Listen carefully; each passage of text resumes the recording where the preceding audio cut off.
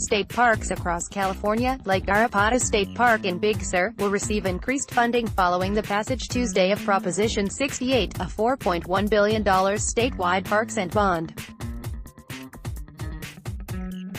Courtesy of Save the Redwoods League, most voters already know that Gavin Newsom and Dianne Feinstein, who easily advanced to the November general election in the races for governor and U.S. Senator, were among the big winners in Tuesday's California primary election. But there's another group also popping the champagne this week: environmentalists.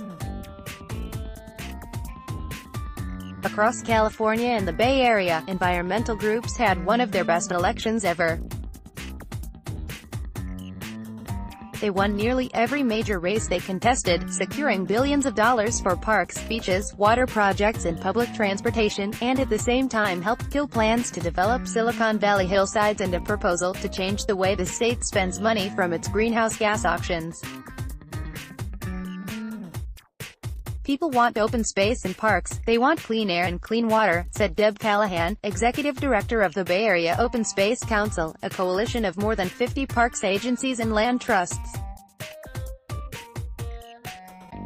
And clearly people are willing to pay for it. There's an understanding that you need to invest in priorities. The biggest victory statewide for conservation groups was the passage of Proposition 68, a $4.1 billion parks and water bond that voters easily approved 56 to 44%. The measure only passed in 27 of California's 58 counties, but it won by huge margins of 65% or more in most Bay Area counties and 61% in Los Angeles County, which easily offset no votes from the Central Valley and counties such as Riverside and San Bernardino, where it narrowly failed. Proposition 68, a $4.1 billion parks and water bond on California's June 2018 ballot, passed in 27 of 58 counties. Proposition 68 is the first statewide funding measure for parks approved by California voters in 12 years. With about $2.8 billion headed to parks and wildlife, and $1.3 billion going to water and flood control projects, much of it to be handed out by the legislature and state agencies through competitive grants. Environmental groups donated $6.4 million on the Yes on 68 campaign, with major funding coming from the Nature Conservancy, Trust for Public Land, Save the Redwoods League and the Peninsula Open Space Trust. Green groups faced opposition from taxpayer groups but no organized campaign against them. They spent heavily on social media, blanketed farmers markets, ran volunteer-driven phone banks and cultivated events with high-profile supporters such as Los Angeles Mayor Eric Garcetti.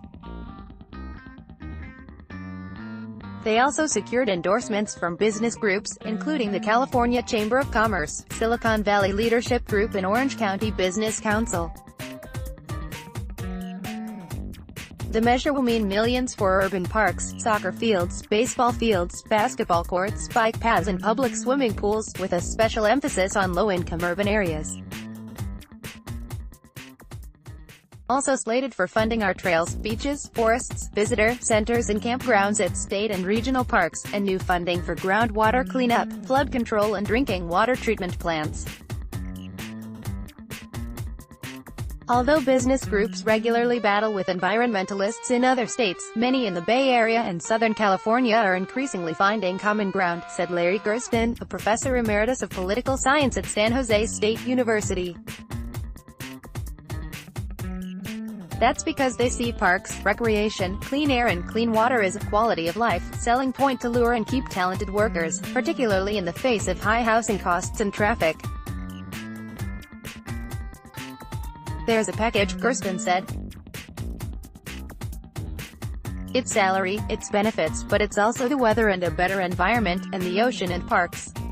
Among the other big wins by environmental groups Tuesday, Proposition 72, a tax break for people who install rain barrels or other systems on their rooftops to conserve water, passed 83 to 17%.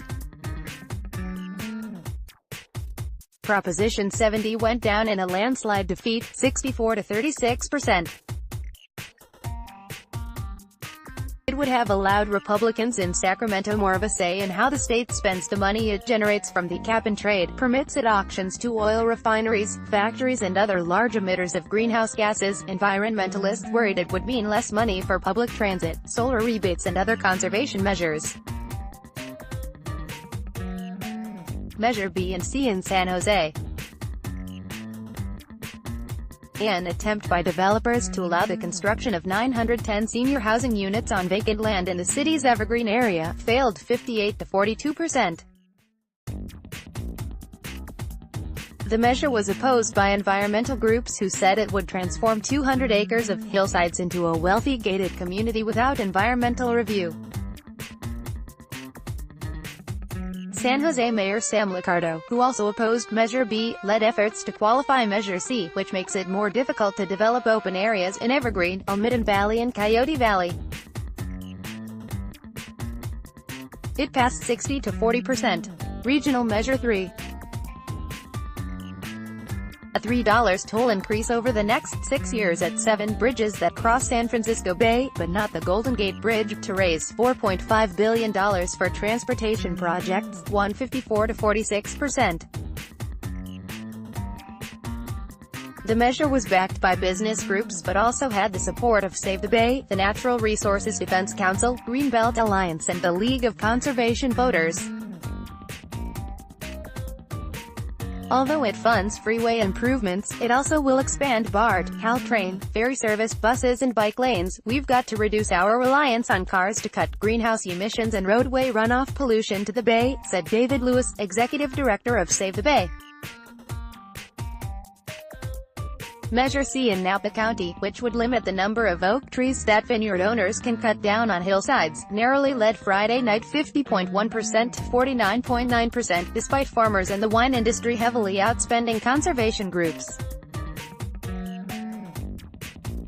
In Davis, Measure H, which renewed a $49 annual parcel tax for parks, bike paths, swimming pools and street trees for another 20 years, was approved 73 to 28%. In Santa Cruz, 76% of voters approved Measure U, an advisory measure that opposes recently announced plans by UC Santa Cruz to expand campus enrollment by 10,000 students to 28,000 by 2040. In Martinez, Measure I, which requires voter approval to develop areas zoned for open space or parks, led late Friday, but by tiny margin more than Measure F, which requires voter approval for such changes but only on publicly owned land. Measure I had 51.37% and Measure F had 50.87% of the vote, yet thousands of mail-in ballots in Contra Costa County remain to be counted, so the results could change. The measure with the most votes will prevail if both pass. You might also like Kim Lim, daughter of Tycoon Peter Lim, on being a hot premium content. 020 McGriddles is back, available for breakfast. McDonald's Malaysian PM Mahathir Helms Education, Anwar Ibrahim, Straits Times find out when is the best age to have a child. NTUC Income. Insurance provider in Singapore, Sushi Pass to present the story of Edo May Sushi Intercontinental Hotels.